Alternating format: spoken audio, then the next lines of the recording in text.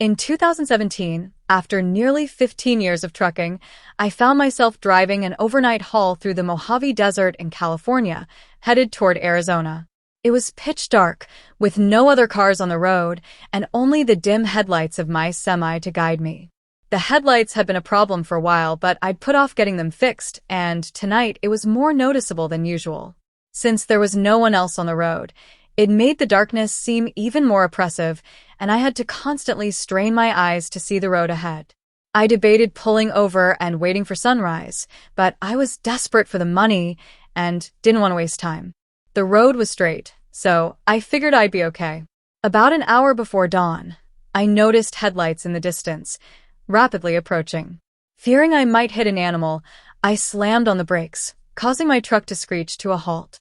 But as I got closer, I realized it wasn't an animal. It was a car, sitting in the middle of the road, hazard lights flashing. What struck me as odd was that it was positioned directly on the double yellow line, and the passenger door was wide open.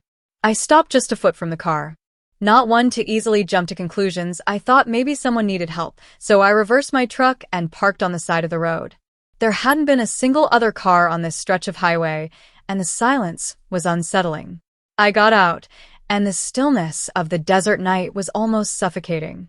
The temperature was warm, but there was no wind, and the only sound was the faint click of the car's hazard lights. I walked cautiously toward the car. It was a new-looking red Ford Fusion.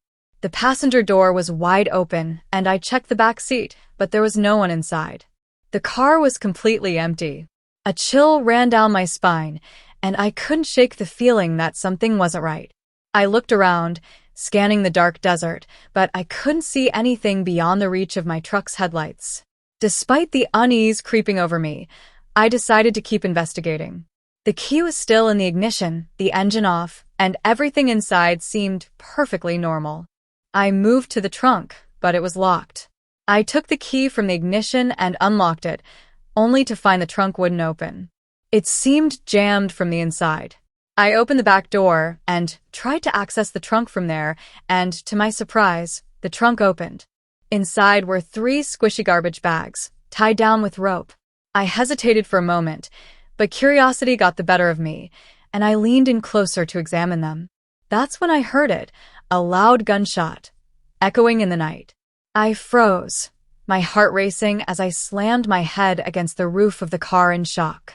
Without thinking, I tossed the keys into the front seat and bolted back to my truck.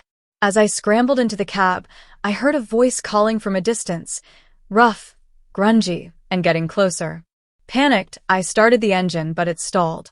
I looked in the rearview mirror and saw a short, stocky man standing near the trunk of the car.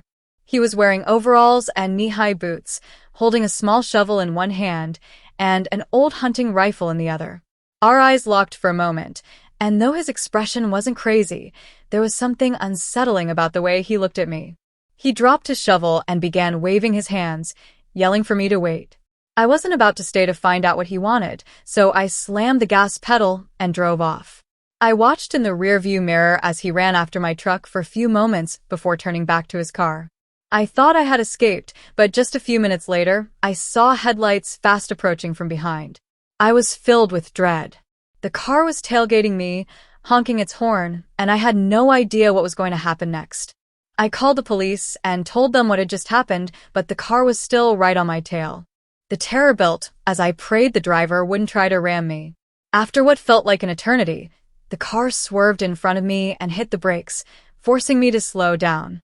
I was about to crash into him when, out of nowhere, flashing police lights appeared ahead. The Ford veered off into the desert and disappeared from sight.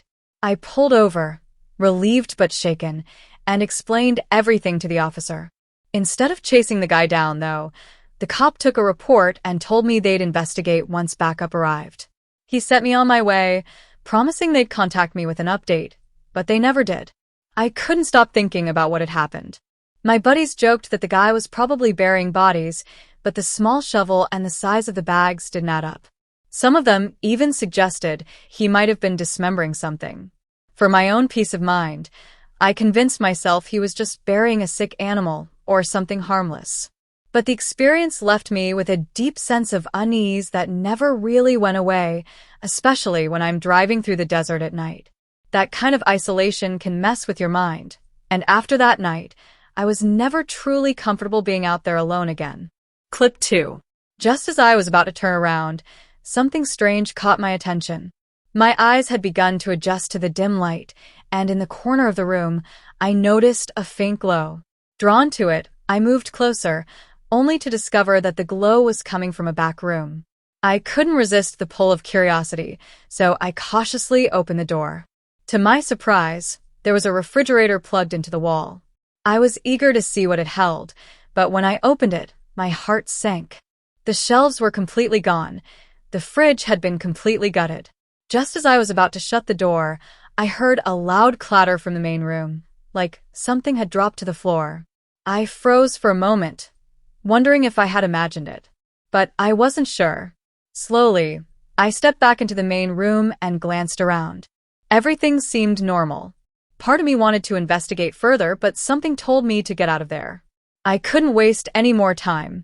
I quickly exited the store and jogged to the nearby open shop. After paying for my drink, I rushed back to my truck, the uneasy feeling from the abandoned store still weighing on me. Something about the whole stop felt wrong. I couldn't shake the feeling that I needed to get back on the road as soon as possible. As I prepared to leave, I glanced at the abandoned building one last time and noticed something odd. The door, which I was absolutely sure I had closed, was now wide open. My heart skipped a beat, but I wasn't about to investigate it any further. I started the engine and merged back onto the highway. The caffeine started to kick in, and the haze of exhaustion began to clear from my mind. Still, I couldn't stop thinking about what had happened back there. The gutted refrigerator, the strange clatter. It all seemed so bizarre.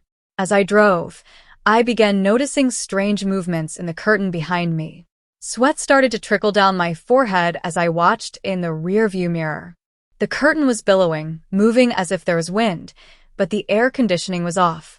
My pulse quickened. Was there someone in my truck? I didn't have any weapons, so I quickly pulled out my phone and discreetly searched for the nearest police station. The next 20 minutes were the longest and most terrifying of my life. My mind was racing with worst-case scenarios. What if they attacked me? Or worse, crashed my truck? When I finally reached the police station, I parked as close as I could and practically ran inside. In a matter of seconds, my truck was surrounded by officers. I opened the back, and what they pulled out will haunt me forever.